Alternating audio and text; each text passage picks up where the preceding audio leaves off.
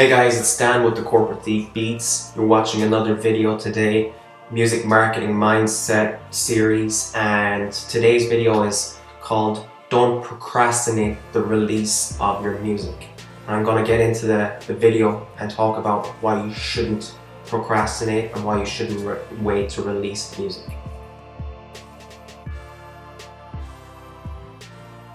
The perfectionism fear is one of the biggest things that hinders artists from releasing their music to the world. If our music isn't perfect, we just don't want anyone to hear it, we don't want to send it out, don't want to put it out there. And perfectionism can be a career killer, and it can stop you being passionate about the things that you're actually passionate about, which is music. You might be familiar with some of the common excuses that we as musicians come up to kind of hinder ourselves from releasing our music to the public or to the world. Excuses like this: it's just not mixed right, it's just not finished, it's just not finished. Do you know what, I might rewrite the hook, I might change the verse, definitely gonna change the verse, it's just not ready to be put out right now. I just changed the verse, yeah. I just don't really have any money to kind of promote any music right now, so what's the point of putting it out? Like, who's gonna fucking listen to it? Like, don't really understand music marketing. Like, there's no YouTube channels or no blogs out there that teach you actually how to market music. Like, there's just not, I can't think of any channel out there that's out there teaching music marketing. Wait, if I have 1,000 subscribers or followers or likes, maybe if I have all 4,000 followers, likes and subscribers, I'll release it then, yeah, definitely. I don't know, man, I'm just like fucking way too busy to be releasing music right now. I've got shit to fucking do, man. I just can't fucking find the time. Like, look at how busy I am right now. And so on and so forth. I feel like it's a bad idea to wait to do anything. When your gut tells you to release music, you ignore it then for 1, 2, 3, 4 days. And then your head kicks in and you create more reasons to procrastinate, and then you lose that courage that you had in the first place to create that EP or release that song or to release that mixtape. So how do I not let that fear or procrastination win? I like a motto that I've kind of heard a couple of times, and I kind of keep hearing this motto now that or quote all the time now since I found it. And it was like, the way leads the way. And I like that idea. Like, I noticed that if you don't take the first step, you're never going to find the next step. And I put out an email not so long ago about creating good habits in your life. And this is one of them. If you if you move on to that first step, you're eventually going to find where you're supposed to go. Like, sometimes I don't really have all the answers or all the doubts. I can't answer all the doubts that I have at that time when I've created a piece of content or some music. I don't have all the answers to or the reasons why I should release it now, but I just release it. I just put it out there. I write that blog and I put it out there. I type out that email and I send it. I record that song or that beat and I bounce it and I send it out. I upload it to YouTube or SoundCloud or my beat store. And if people don't like it, so what? If they don't want to read it or they don't want to listen to it, so what? I can never progress if I give in to procrastination. That's my main point here, is that if I keep letting procrastination win, I'll never figure out the next step. I'll never find that next step.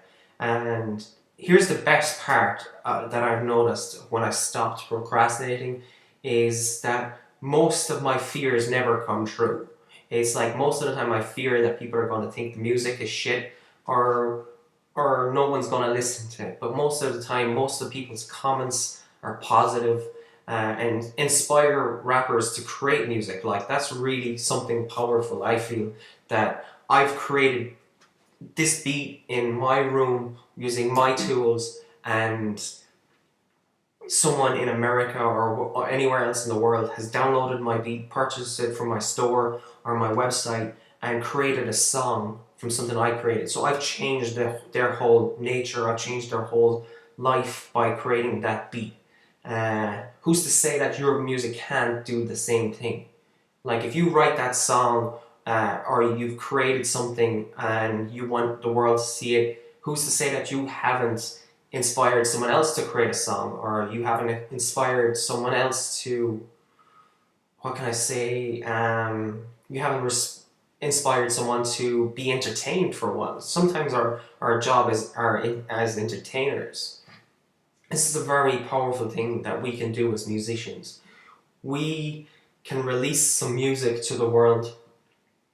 We create music, we release music, and we create it from nothing. It's just words, it's just an idea, and we put it together. It comes from nothing. It's not a physical thing. It's a spiritual, or kind of I can't describe what it is, what we create. But it's not physical. It's something that someone listens to or inspires them to change what they're doing. Like if someone goes to a club and listens to your song on the radio or on the decks or something like that, it inspires them to dance or something like that. Now I like to think of something like, not everything is perfect. Like we might see like tech companies like Snapchat, stuff like that. That all started with the 0.01 version of that software or whatever, that kind of website. All these tech companies were founded based on the first beta version. And what's to stop us from creating our beta versions? So like my best example I like to think of is Kid Cudi. He released A Kid Named Cudi in 2006. It wasn't perfect, the beats weren't great, the mixing wasn't perfect, he didn't have the audience that he has now, but he still gave it to the world. I always like that, and it's one of my favorite albums that he has. Maybe it's because I found Cudi when he was raw, he was new, and I always like Cudi. I have way more of a affection for Kanye West's College Dropout than any other album, because I was around when that happened. I remember when it came out.